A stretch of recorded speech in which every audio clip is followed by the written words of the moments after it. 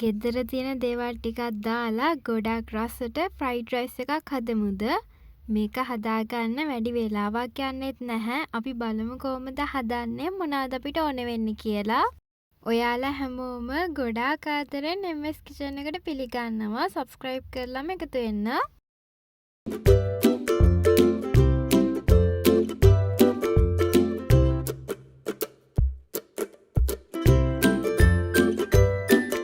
අරන් තියෙනවා සුදු ලුණු, තඹගත බිත්තරයක්, බී ලුණු, සොසේජස් කරල් දෙකක්. බිත්තරේ තම්බලයි අපි මේ රයිස් එකට දාගන්නේ. ඒක පොඩි වෙනසක්. අපි දැන් බිත්තරේ ග්‍රේට් කරගන්නවා. එහෙම නැත්නම් ඔයාලට පුළුවන් චූටිම කෑලි වෙන්න බිත්තරේ කපා ගන්න. සොසේජස් කරල් දෙකක් අරගත්තා. කරල් දෙකත් පෙති හැඩයට පොඩියට කපා ගන්න. උයාගත්ත බත් එක අරගන්න. එක්කෙනෙක්ට ඇති වෙන ගානටයි මං හදාගන්නේ. එකට දාන්න ගම්මිරිස් තේ හැදි භාගයක්, කෑලි මිරිස් තේ හැන්දක්, ලුණු කුඩු ඔයාගේ රස අනුව. ඔක්කොම ටික හොඳට කලවම් කරන්න.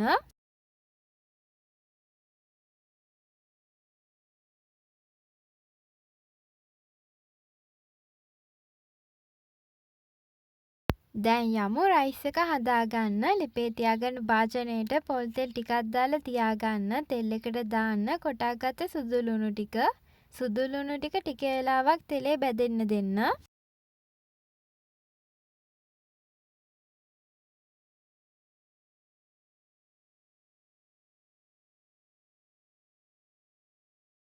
තීරු හැඩයට කපාගත්ත බීලුණු ගෙඩියක් දාගන්න. බීලුණු එකත් ටෙම්පරාදු කරගන්න. ඊට පස්සේ සොසේජස් ටිකක් දාන්න.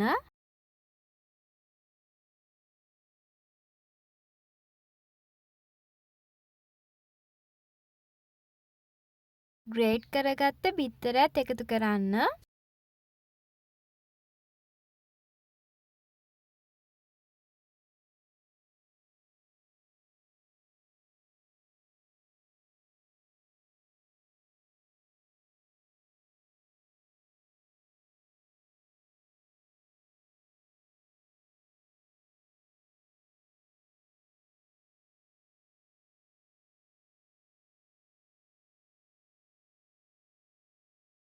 බත් ටික දාගම්මු. බත් එකත් එක්ක දාලා හොඳට මේ ඔක්කොම ටික කලවම් කරන්න. ඔයා කැමති වර්ගයකින් බත් අරගන්න පුළුවන්.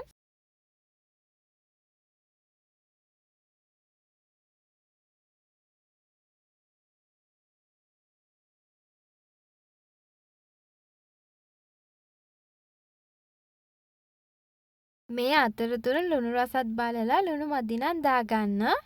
මෙන්න මේ විදිහට තමයි ගොඩාක් රසට ලේසියෙන් ෆ්‍රයිඩ් රයිස් එකක් හදාගන්නේ. එළවලු මුකුත්ම අරගත්තේ නැහැ. ගෙදර තියෙන දේවල් ටික දාලායි හදාගත්තේ.